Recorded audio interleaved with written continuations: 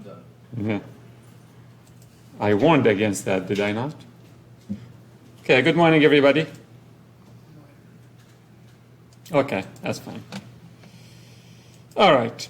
So I graded the exam. Hopefully everybody's seen their grades. We can go over the exam at the end of the class. I think everybody did really well and very happy. Anybody start working on the project? Not yet. I opened the PDF. That's a good start. Okay, so please try to start on it sooner than later, because I don't know, it might take longer than expected. Okay, so what we're going to do today is we're going to look at one more type of window, which is the Kaiser window for the FIR.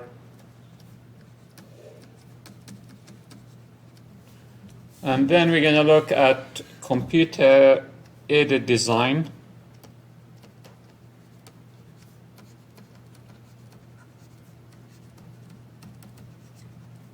And then we're going to start the next topic, which is the realization of IIR and FIR filter.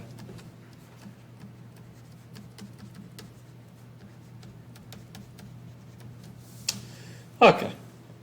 So one of the problems that we can see in the FIR window design is that we have only one parameter when we designed using the window method.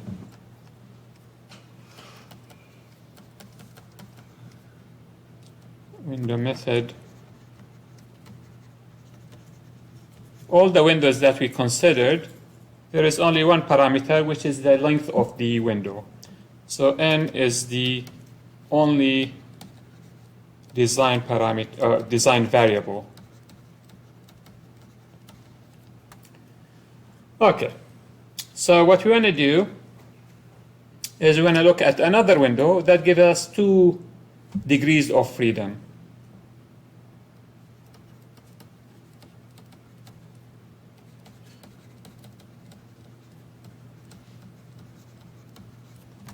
And in the Kaiser window, we have 2 parameters that we can control that are alpha and n. Now the Kaiser window is given by the following. W of n equals to I0 of alpha multiplied by square root of 1 minus 2n divided by n minus 1 over all squared divided by I0 of alpha and 0 elsewhere. And this is when n is between n minus 1 divided by 2. And I0 of x is given by 1 plus the summation from m equal 1 to infinity, x over 2 to the power of m divided by m vectorial squared, where this I0 is the 0th order modified Bessel function of first kind.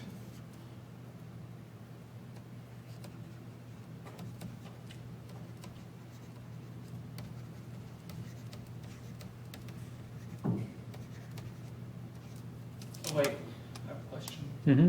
Is the bracket for the 2n over n minus 1, is that the one that's squared, or is No, the overall. Got it. Everything So after you've the got a negative bracket. sign. This whole thing. There's a bracket, then this squared. So it's just that segment squared, or is it? So it's not the whole thing squared. The one that is highlighted. Okay, so there. Got it. Because like there's a bracket at the beginning. Oh, there's another bracket. You're right. Yeah, missing a bracket here. That's where there's confusion there. It looks like this bracket is outside the square root. Okay, yeah, that's good. Okay, so this is the 0th order modified Bessel function of first kind. Okay. And as I said, we have two parameters that we can control with this window, and we'll see this window in a minute. And for this window, for a given n, as alpha increases, the main lobe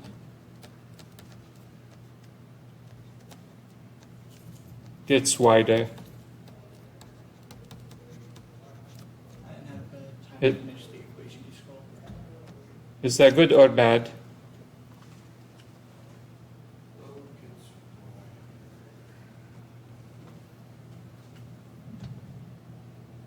That is bad. Because that defines the transition from pass band to stop band. The wider it is, it means the transition is going to be longer. But the height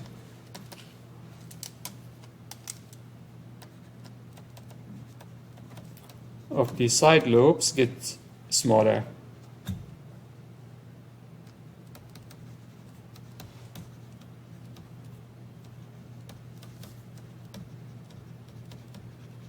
Which is good. And at the same time, for a given alpha, as n increases, the lobe width decreases.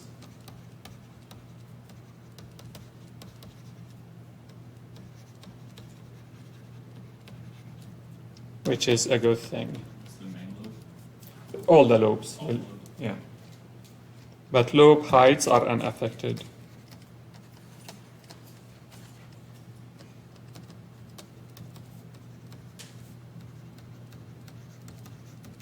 So the Bessel function is like a cosine sine pair or something like that. Mm-hmm. And so it's divided by a kind of a constant. This is how the function would look like. This is when alpha is equal to, let me make it bigger. When alpha is equal to a 0, it goes back to being a rectangular window. And then as alpha increases, it has this shape. Okay. And we can see here, when n is fixed and alpha increases, what happens to the side lobes values will get smaller and smaller. The side lobes get smaller. And at the same time, when n is, for a given alpha, when n is increased, the width of the side lobe increases.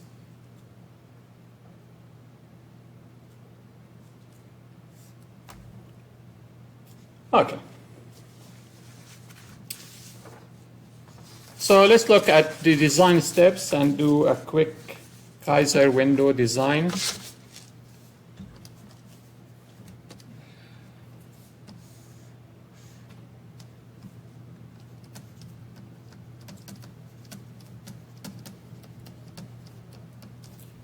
So first we're going to determine the filter specs from the continuous time.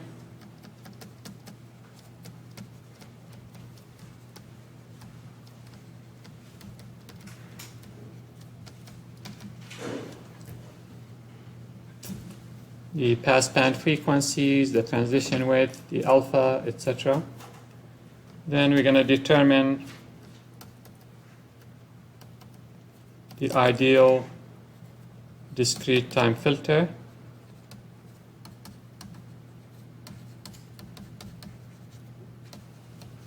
I'm going to call it HD of n.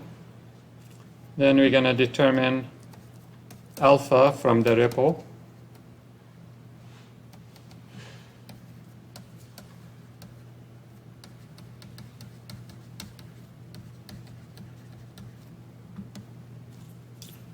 And to get alpha, we're going to calculate A equal negative 20 multiplied by log delta. And this is the minimum attenuation.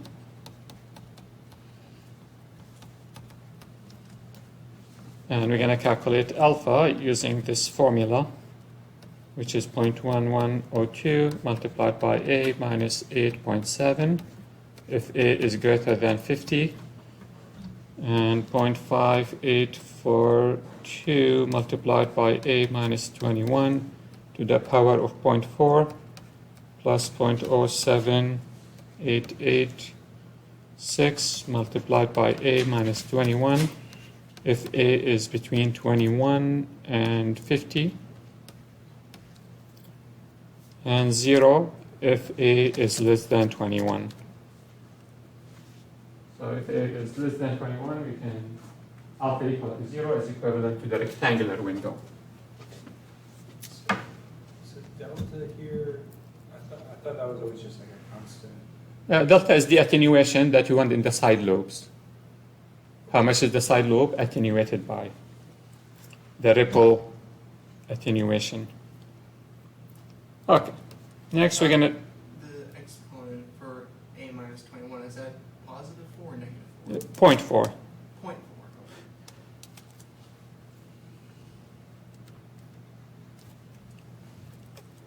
Okay, then we're going to determine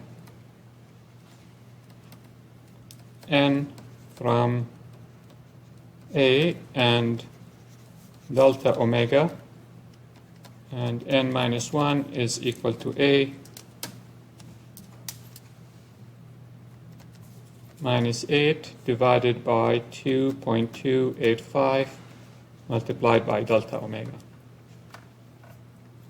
And finally, we apply the Kaiser window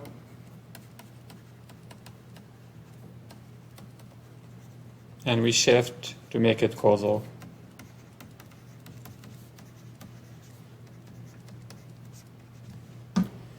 Okay.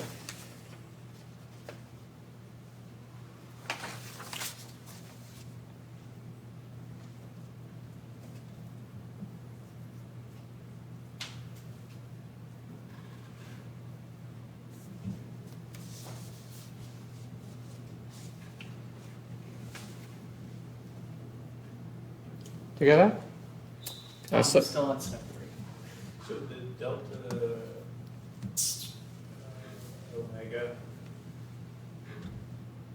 delta omega, the width, the transition width between pass band and stop band. Similar to what we've done with the other windows. okay. So it's cutoff versus attenuation. Pass band versus stop band. Okay. The transition between them. Okay. The omega.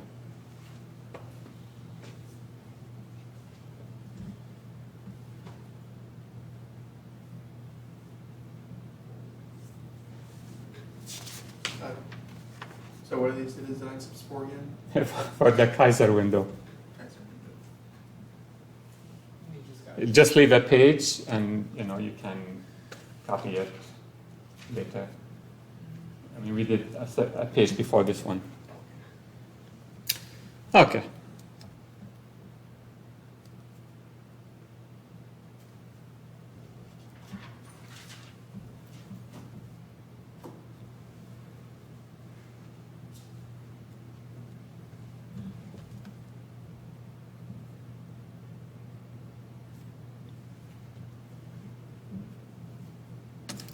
Okay, so let's go back to the last example that we've done.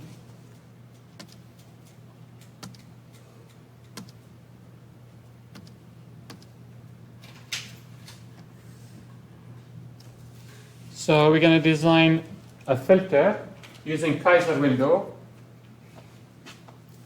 with the same specifications as this filter. The stop band attenuation is 40 dB, and we have the pass band, stop band frequencies.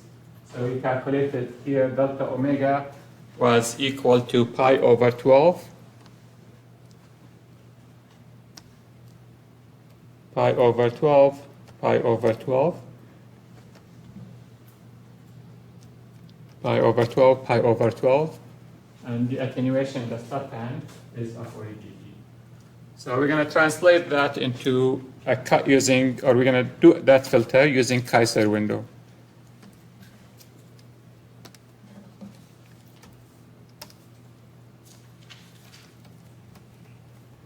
So in the last example,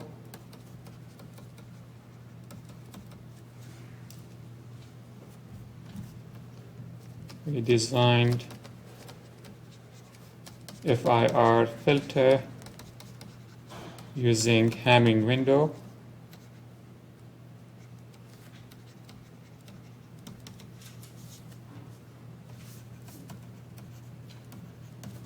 And now we're going to repeat it using Kaiser window.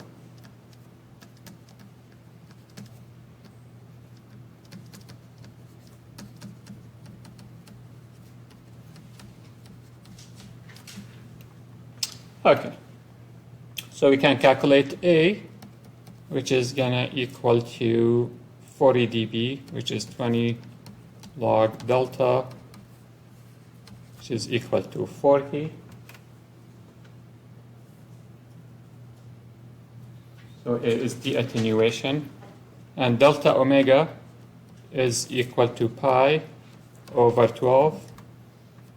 And therefore, from these two parameters, we can calculate alpha, which is going to equal to 0.5842, according to the formula, multiplied by 40 minus 21 to the power of 0.4, plus 0.678, or 0.07886, multiplied by 40 minus 21, which is going to give me 3.3953. Then we can calculate the value of n.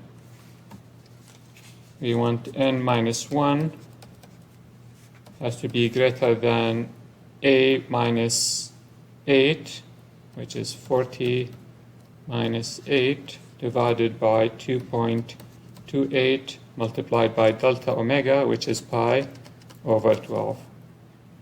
So therefore, this is going to give me n that is equal to 55.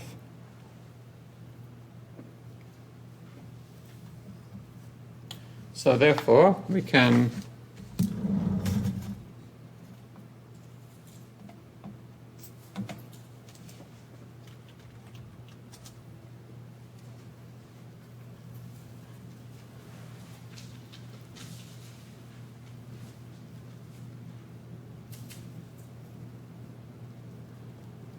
have the alpha and we have the n parameter of the Kaiser window. So, and we have the ideal filter is the same as the one we've done in the previous example. So where is the filter Kaiser? Okay.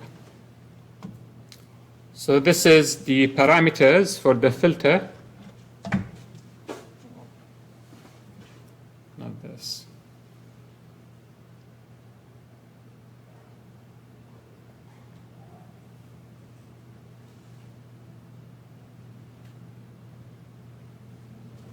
This is the parameters for the filter, for the window.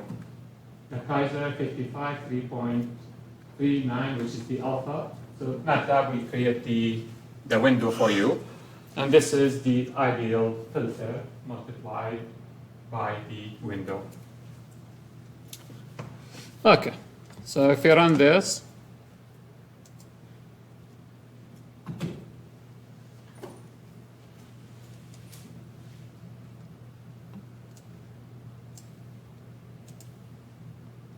we get our filter, the impulse response of the filter, and the frequency response of the filter. What is the difference between this filter and using the Hamming filter? Is it steeper? What else?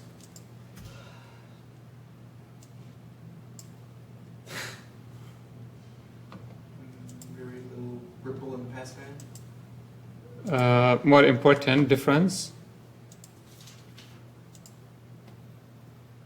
Attenuation. The filter order N here is 55, and the other filter was 97. Oh yeah. Much lower filter order. Yeah, much lower order filter. Okay, so here is the specifications sorry, here is the filter and the impulse response of the filter.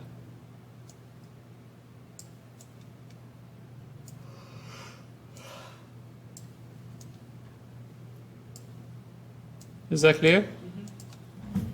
And again, the side lobe, the attenuation is 40 dB.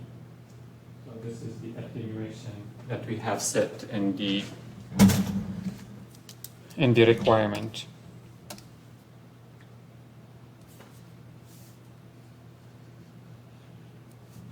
Any questions? So, why would we use a Hamming window at all if the Kaiser seems to be more effective? I mean, it really depends on the application. I mean, the specifications that you're trying to meet, you can choose any of the windows.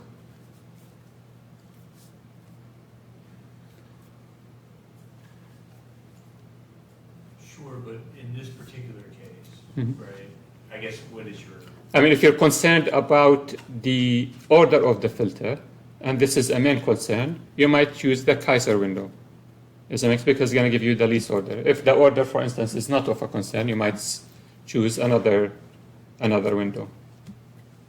And of course, there are other windows that we did not. There's the Blackman and there's the Parrots, and there is some flexibility in the windows that you choose. Now, also, one difference is that in this window that we chose in this example, the attenuation is -40. With the Hamming window, it was -53. So it is really unfair comparison. This is only giving me 40. That one is giving me 53. Make sense? Okay. So if you were to design this filter using the Hamming specifications, so which is the -53, the filter order will be 77. Does that make sense? So the filter that we designed with the Hamming window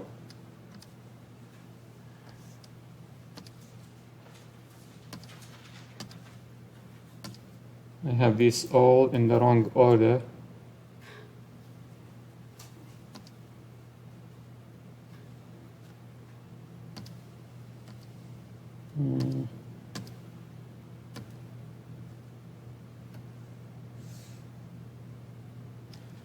The Hamming window gives me a -53.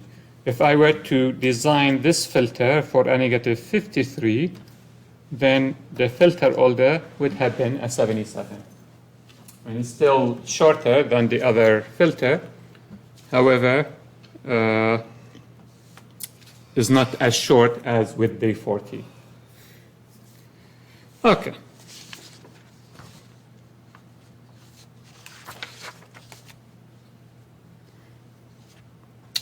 Okay, so with this example, we're going to wrap up the discussion of our FIR filter.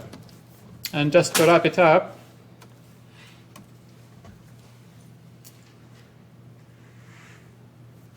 we're going to look at the advantages, disadvantages, and the choices.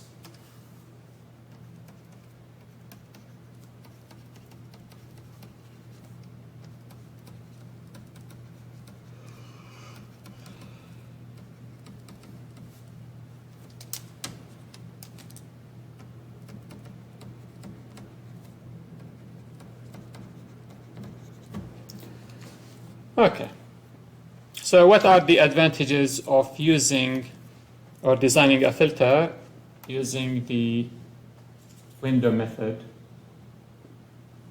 I mean, the first advantage that we looked at was if we're using symmetry, if we have symmetry, which means h of n is equal plus minus h of n minus 1 minus n. Then what is that going to ensure we have? linear phase? Linear phase.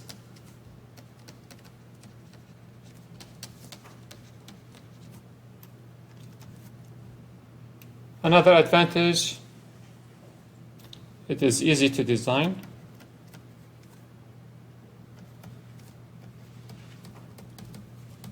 and easy to design, whether it is a high pass filter, low pass filter, band pass filter.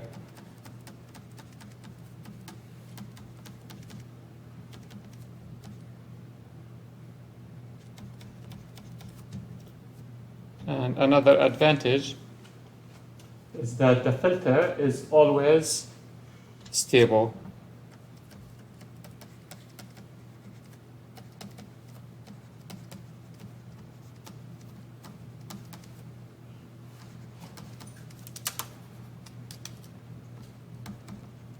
Why is this filter always stable?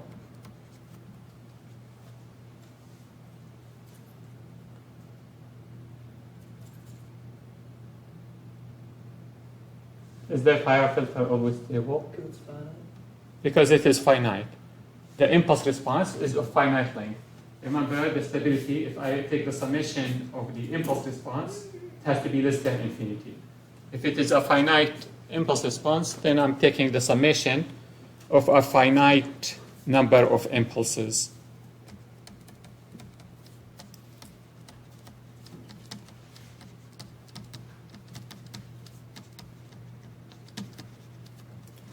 Okay. And also you can see this when you look at h of z.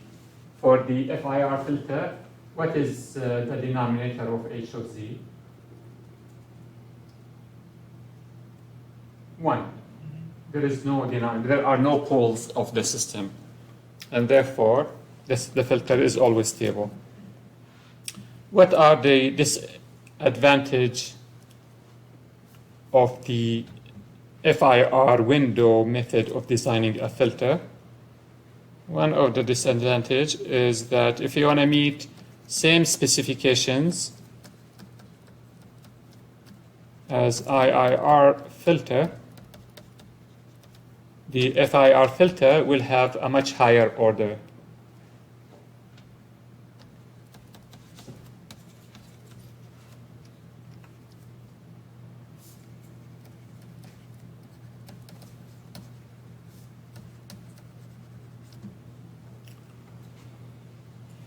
So the FIR filter might be of an order of 70 versus an IIR filter, which might be of a sixth or seventh order.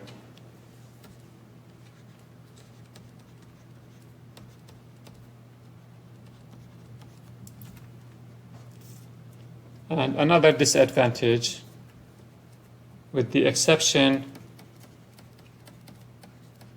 of the Kaiser window, it is difficult to meet the specification exactly.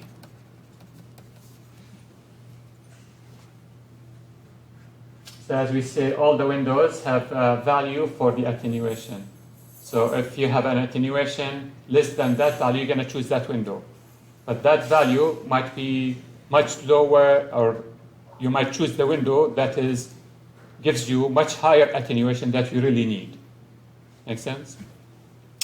Okay.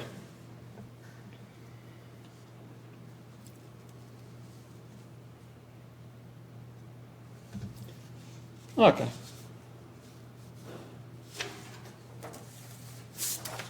Now again, the filter design is not an exact science. There are many methods of designing the filter. I mean, we look at the IIR, looked at the impulse invariance, we looked at the bilinear, we looked at the FIR filters, the window methods. So we have lots of tools to choose from when we're designing the filter.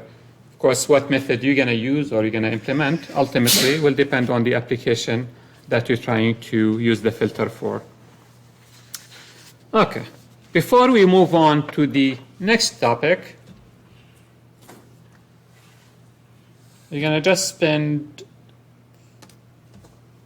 a few minutes on the filter design using computer-aided filter design.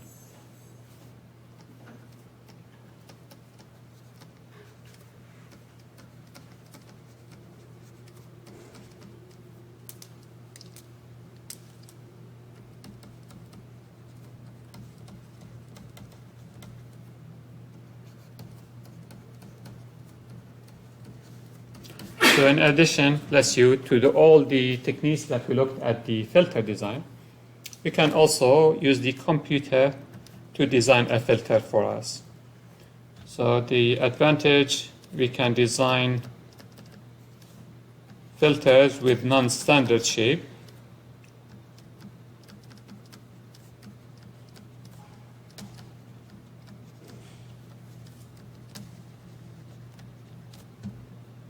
And the disadvantage is we need a computer to design.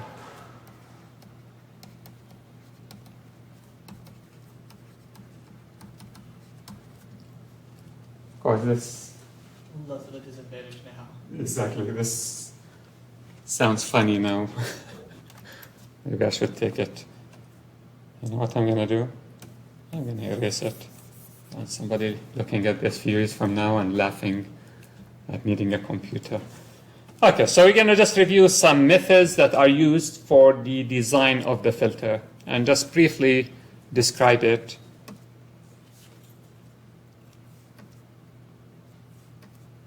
So just reviewing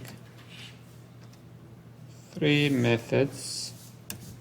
So the first method is called Stiglitz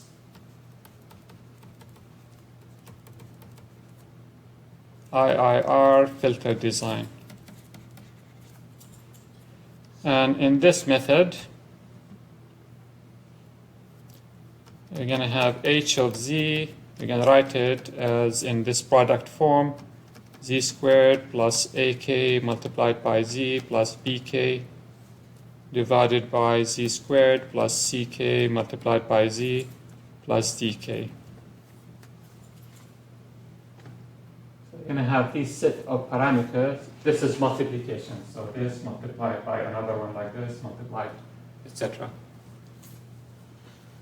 So then we're going to take an arbitrarily magnitude response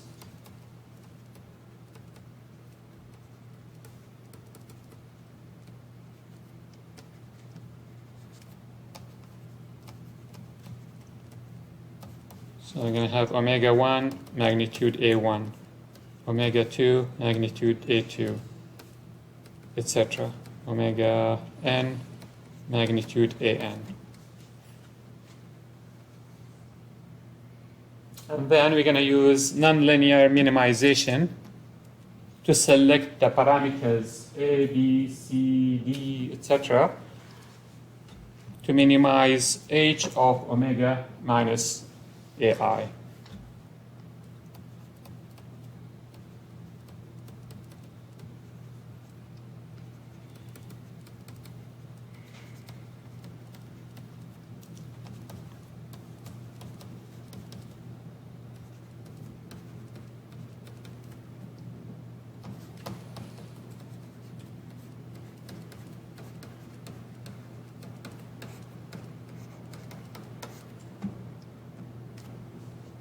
Together?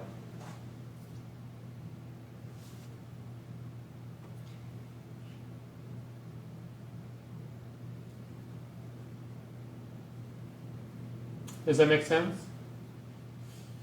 Well, I don't know what nonlinear minimization is. Well, that is what this algorithm is. It's like an optimization. Optimization that will minimize, that will find these parameters, the ABCs, such that h of omega from that is coming from this filter is minimum. The difference between the specifications that we set at these omegas and these omegas is minimized.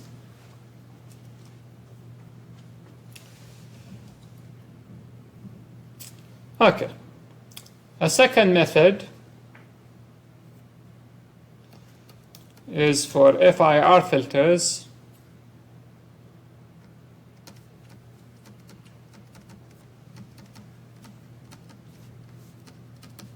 Equiripple filter.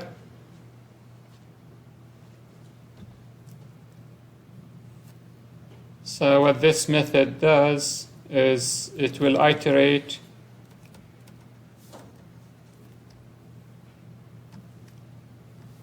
to select the FIR taps to minimize the mean square error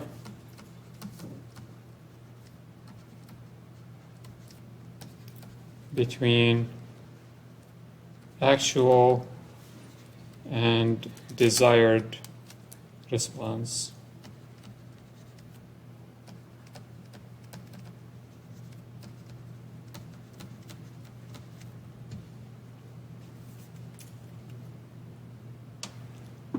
And this one uses an algorithm that is FR or FIR,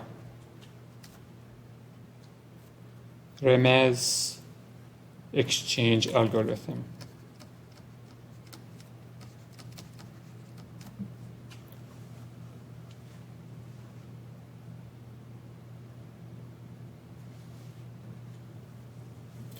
Okay. What are the taps?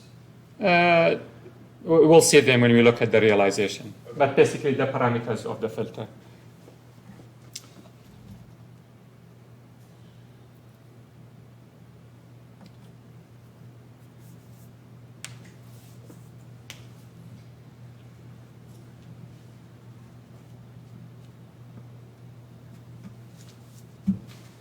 Okay. So let's do an example here with MATLAB.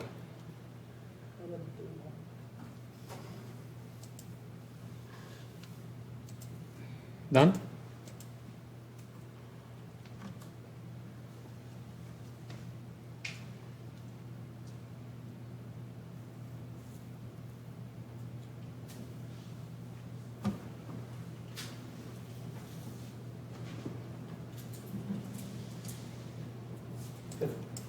Okay.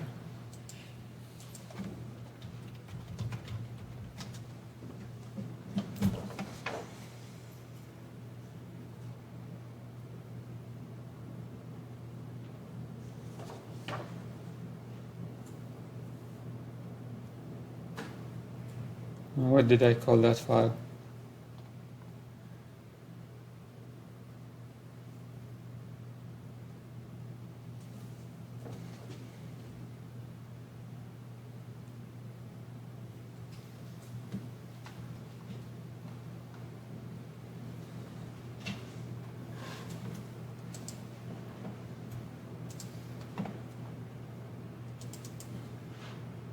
Remez example? Yeah, Remez example. You saw it? It was at the top of the folder you're just in. No, but I want it here. There Yeah. it is. Perfect. Okay. So let's then run this. And as you can see,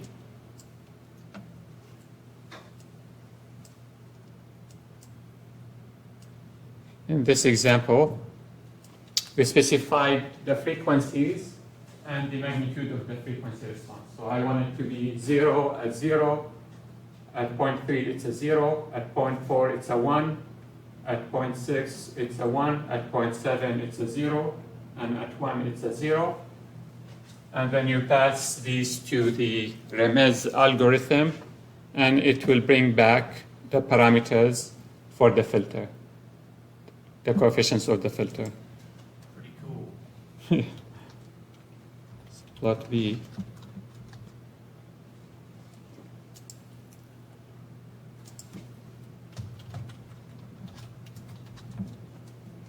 So these are the filter coefficients that the algorithm returned, the impulse response of the filter. Okay.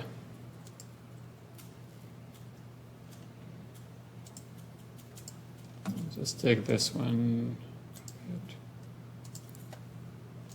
Okay, so finally,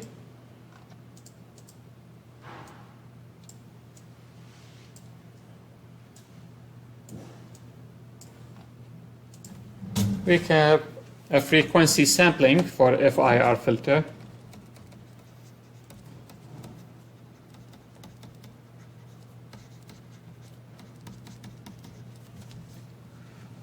And in this technique, we specify the frequency response.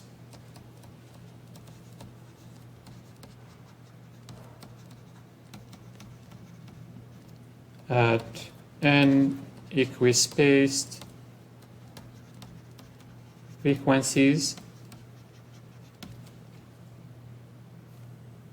And then we use the discrete Fourier transform to obtain the FIR filter h of n.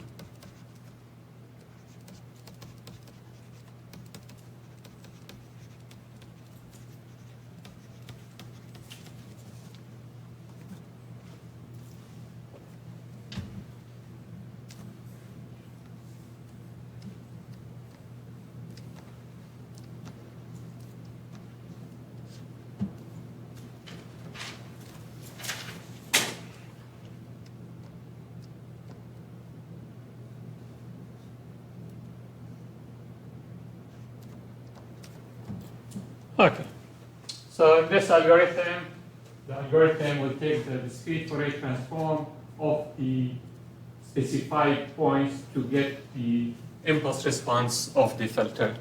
So basically it does something of a polynomial fitting to get the impulse response of the filter. So this is the desired,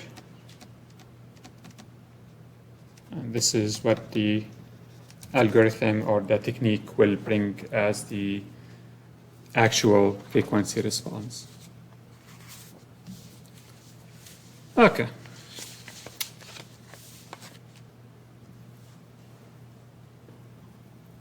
And we're going to be covering the discrete Fourier transform next after we finish the filter realization. So we'll look at that, the discrete Fourier transform later.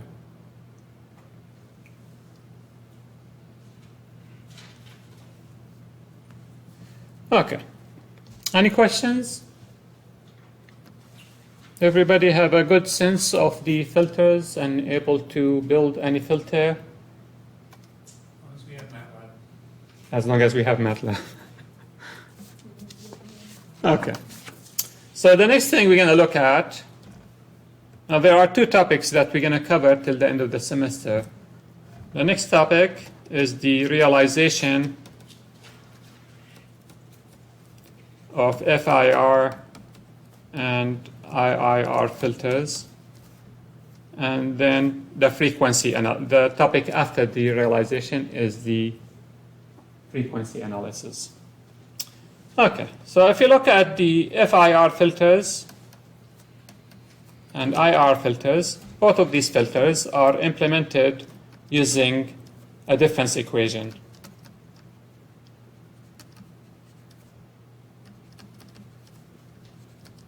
What are the different methods we can implement the filter? We can use the difference equation. What else? Z transform. We can have the frequency response and multiply whatever signal frequency spectrum by the frequency response of the filter. And we can do convolution. We can have the impulse response of the filter and convolve it with whatever inputs, However, usually we're going to implement the filter using a difference equation. Now, if I look at the FIR filter, as you recall, this is a non-recursive filter, and the filter is given by the summation from k equals 0 to n minus 1 bk multiplied by x of n minus k, and therefore this is going to equal to b0 x of n plus b1 x of n minus 1 all the way to bm x of n minus m.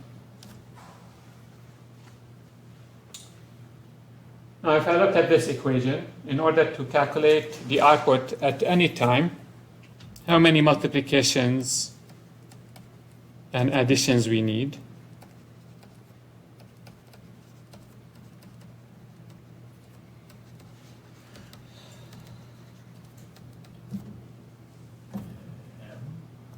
We're going to have an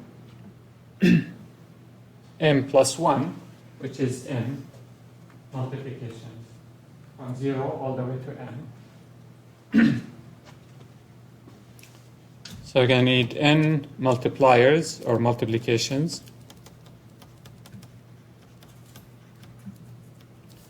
And we're going to need n minus 1 additions.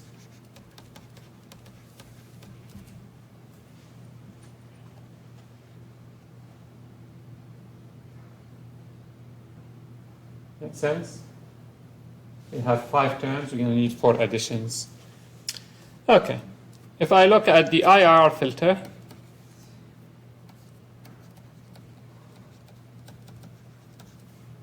y of n is equal to summation from k equals 0 to n bk x of n minus k minus the summation from k equal 1 to n ak y of n minus k.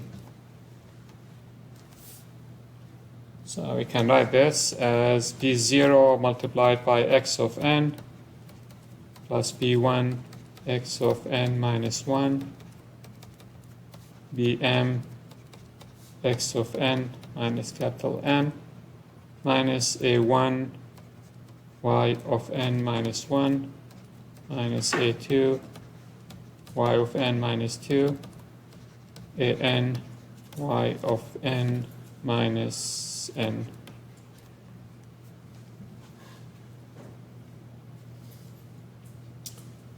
So again here, if I look at each output,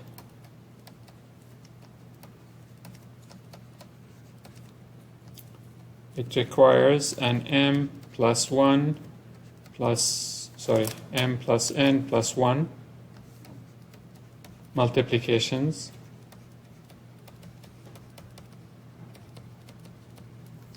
And it's going to require m plus n additions.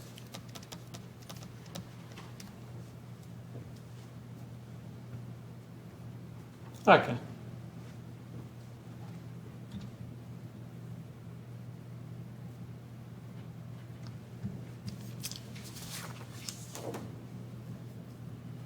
Now what we're going to do is we're going to look at different structures that we can implement these filters in and see the impact of the different structures on the number of multiplications and additions that we need to do. Together? So we're going to look at different forms we can implement the filters and the impact of different forms on the number of multiplications and additions that we have to use. So before we do that, we're going to define some block diagrams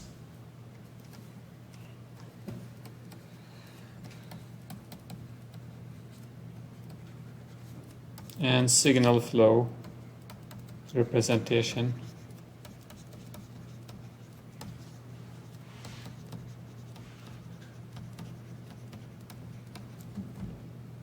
Okay, so in order to implement the filter, we're going to need 3 basic components.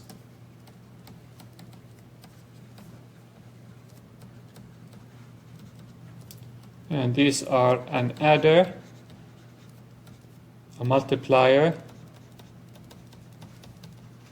and a delay element.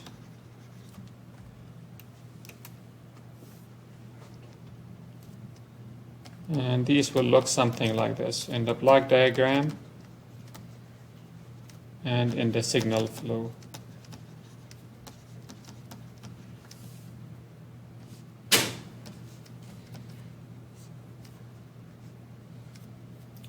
So if I have x1 of n, x2 of n, I can add them, x1 of n plus x2 of n.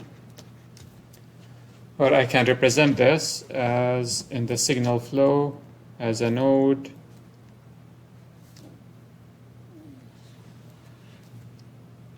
and here's another node. And I'll have x1 of n, x2 of n, and this is going to be x1 of n plus x2 of n.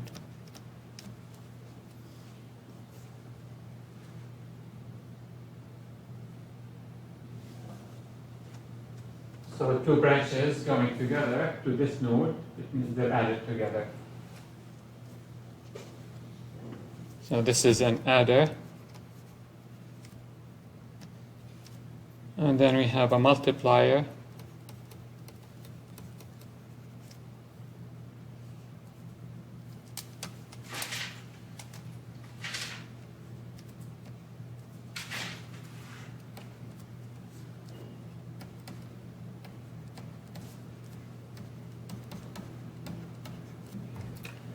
We have x of n, we multiply it by a constant, x of n, multiplied by a constant.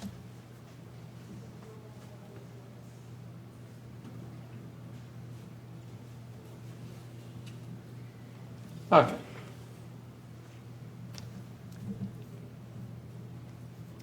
Then we have a delay element, or a storage. We have x of n, we put it through a delay. It's going to give me x of n minus 1. And we can represent this as the following: z to negative 1, x of n minus 1. Okay, so these are the basic block components that we need in our representation, both in the signal flow and the block diagram. So all the constant coefficient difference equations can be constructed using these components. So let's look at an example.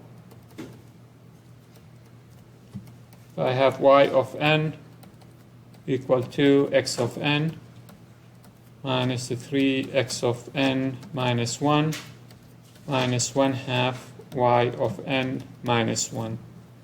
So I have a difference equation, and I want to implement it using, or plot it using block diagram and using a signal flow. So we're going to start with the input x of n.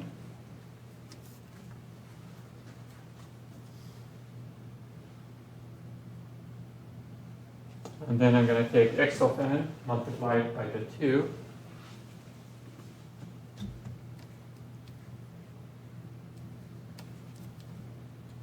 And then I'm going to need x of n minus 1. So I'm going to take x of n and I'm going to delay it, z to negative 1. And then I'm going to multiply it by negative 3.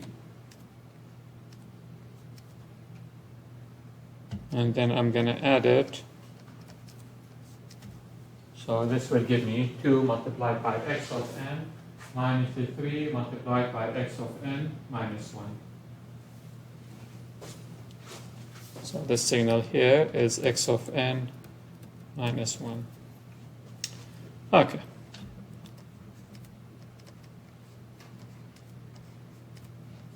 So then I have y of n. This is a 1, and if I take y of n and delay it by 1, I'm going to get y of n minus 1.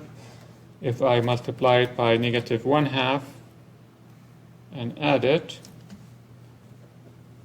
then I'm going to have negative 1/2 multiplied by y of n minus 1.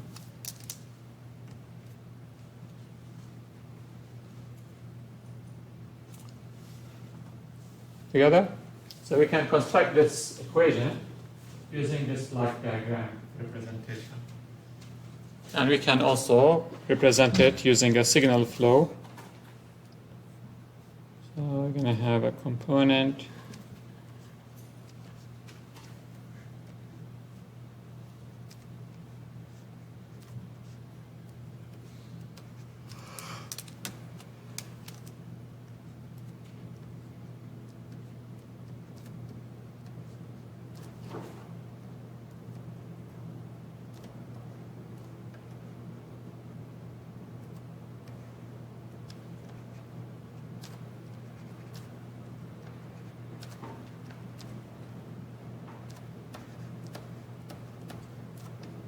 X of n, this is 2, z to negative 1, -3, -1/2, z to -1.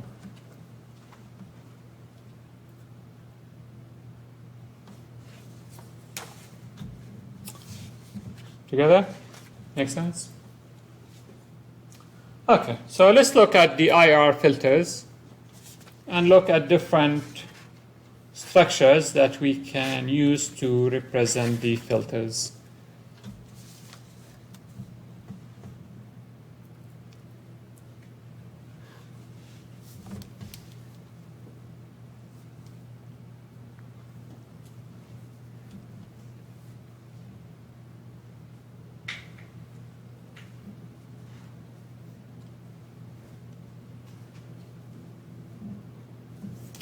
Okay.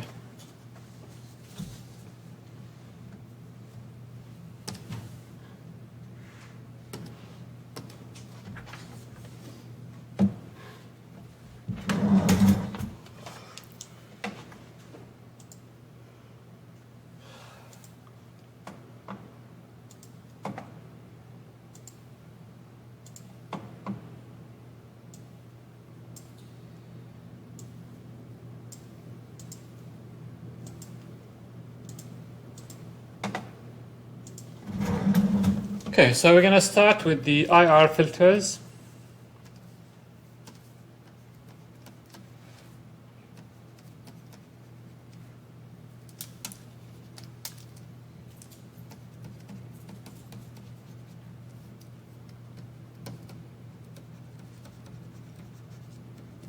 So the first form that we're going to look at is called direct form 1.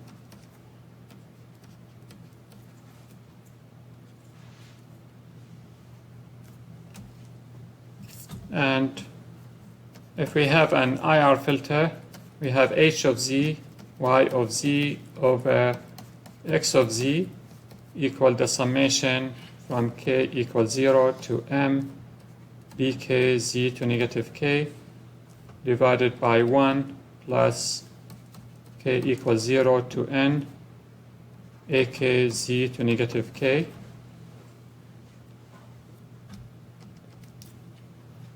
Which gives me a difference equation, y of n equal the summation from k equals 0 to m bk x of n minus k minus the summation from k equal 1 to n ak y of n minus k.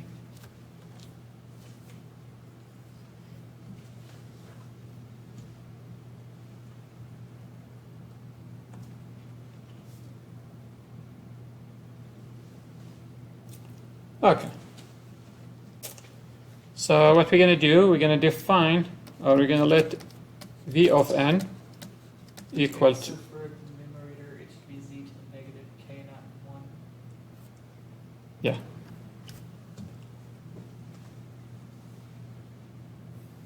We're going to let v of n equal the summation from k equals 0 to m bk multiplied by x of n minus k.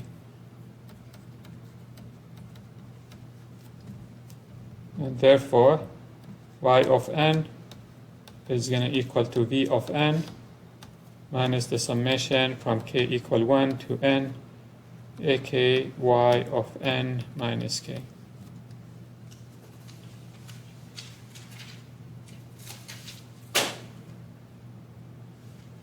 Okay.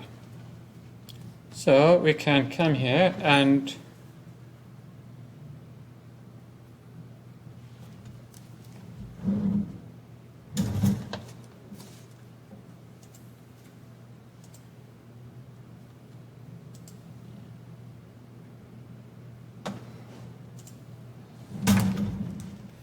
okay, we can take x of n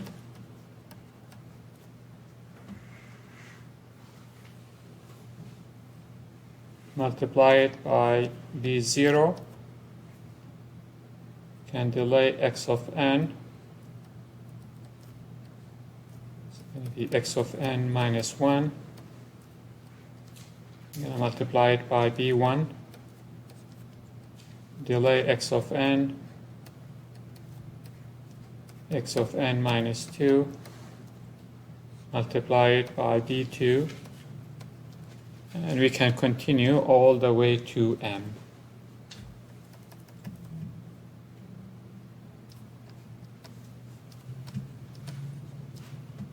And then we're going to add all these together.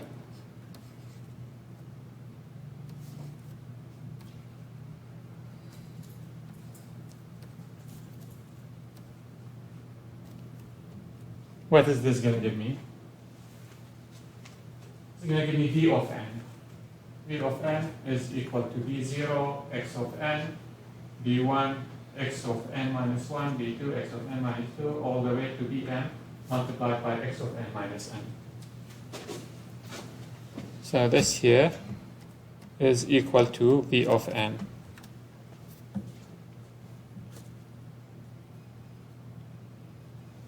Now we're going to take v of n, and these are all addition, by the way, addition. I'm going to take v of n, and I'm going to add it to get y of n.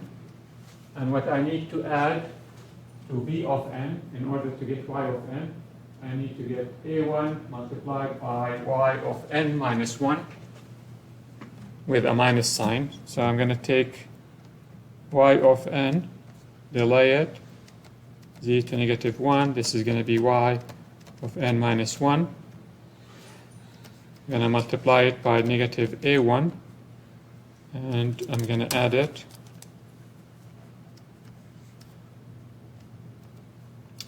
And the reason we're doing all this is because we're going to look at the performance of each one of these structures. How many multiplications, how many delay elements, how many additions we need to implement the filter. And then we'll see which one is the most efficient implementation of the filter.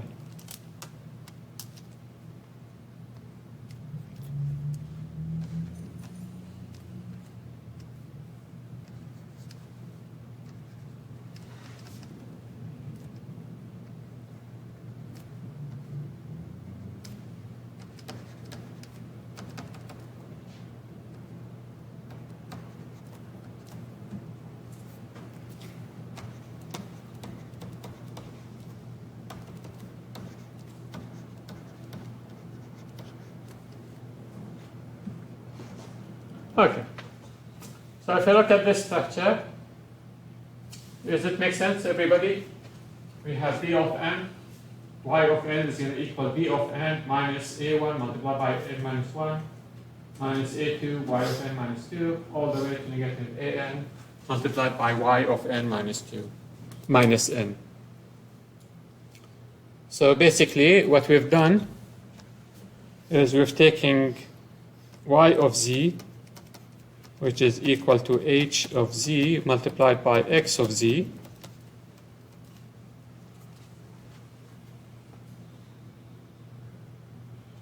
and we took h of z and we broke it into two parts. One that is the summation from k equals 0 to m bk z to negative k multiplied by 1 over 1 plus the summation of ak z to negative k multiplied by x of z.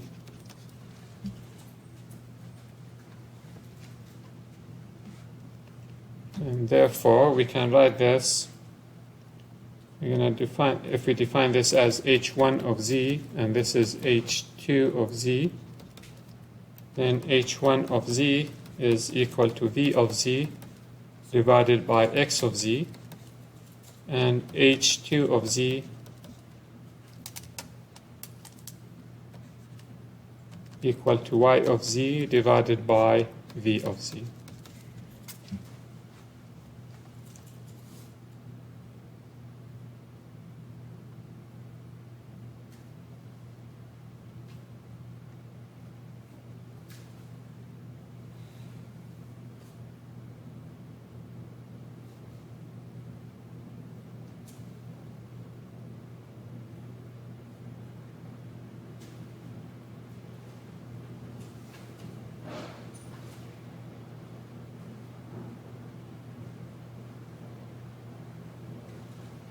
Okay.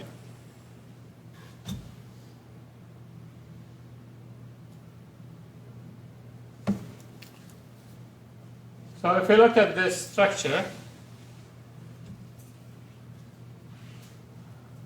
how many multiplications we need to implement this filter? N plus N M plus N plus 1. plus 1. Yeah. Okay. So a number of multiplications is equal to M plus N plus 1. And how many delay elements we gonna need for this filter? Same. Just N plus N. M plus N. The last one is-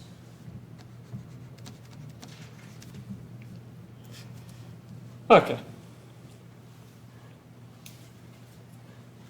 So as we will see, this is a not very efficient use of delay elements.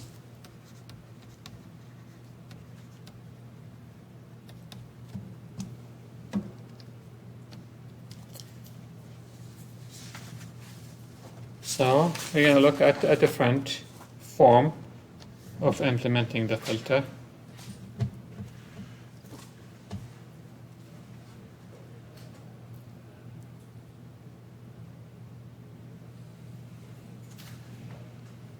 Okay.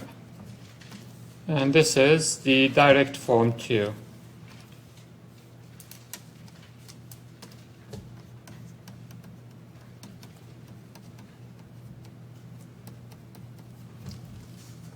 So given h of z,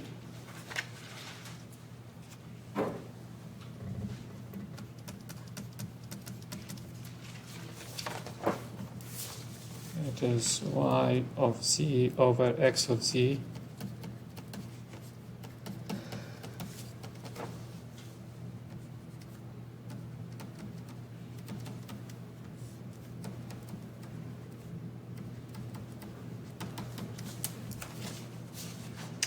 Okay, so what we're going to do in the direct form 2, we're going to define w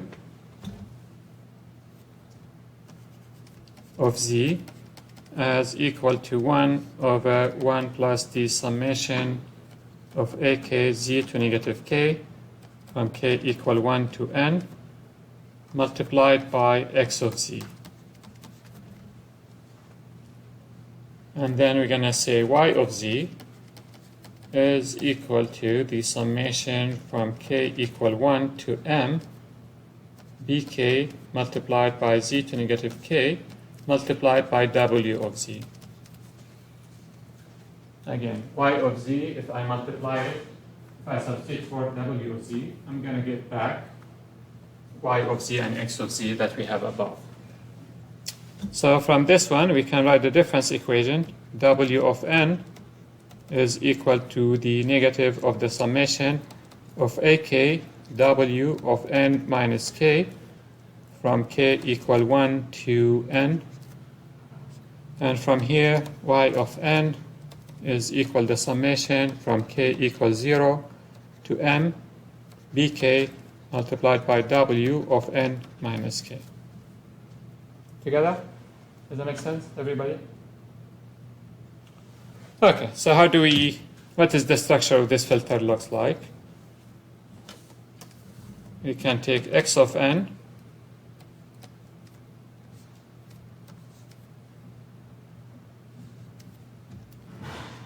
and x of n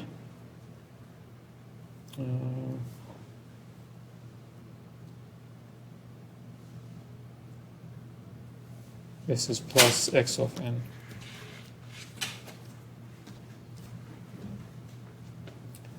Okay.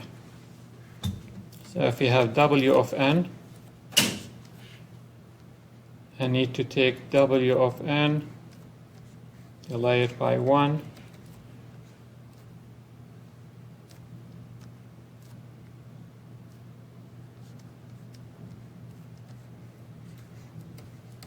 Delay it by 1.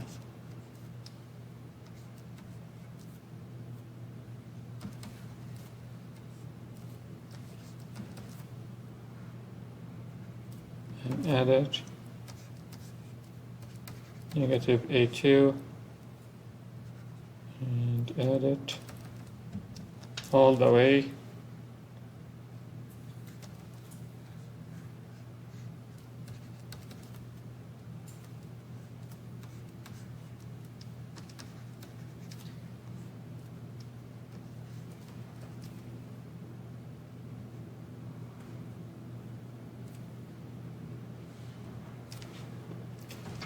Okay, then I'm going to take W of n multiplied by Z0, W of n minus 1 multiplied by B1,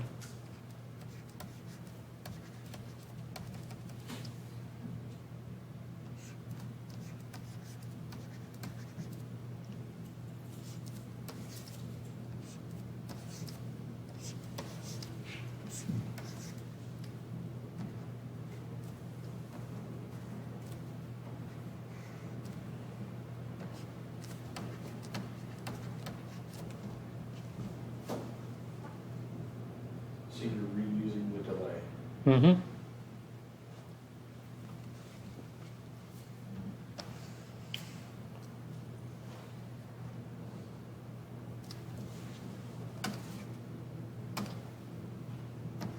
Okay, so if you look at this structure, W of n is equal to x of n plus or minus a1 W of n minus 1 minus a2 W of n all the way to minus an W of n minus n from this equation. But then y of n, I can write it in terms of W of n, is going to equal b0 multiplied by W of n, b1 W of n minus 1, all the way to bn multiplied by W of n minus n. So if I look at this structure, it will implement the same difference equation that we did in the previous page. However, we are using less delay elements. So if I look at the number of multiplications that we're using here,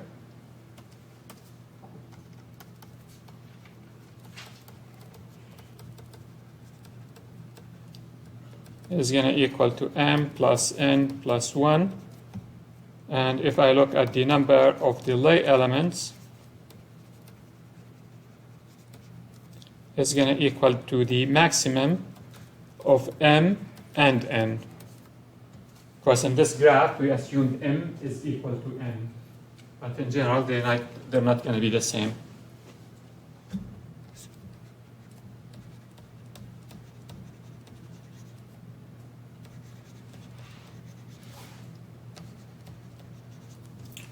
Okay.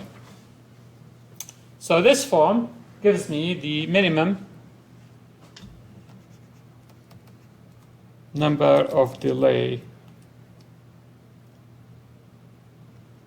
elements.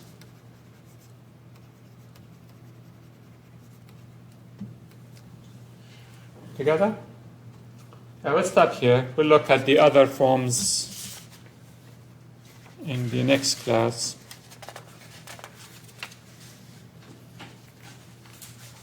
Any questions? Okay.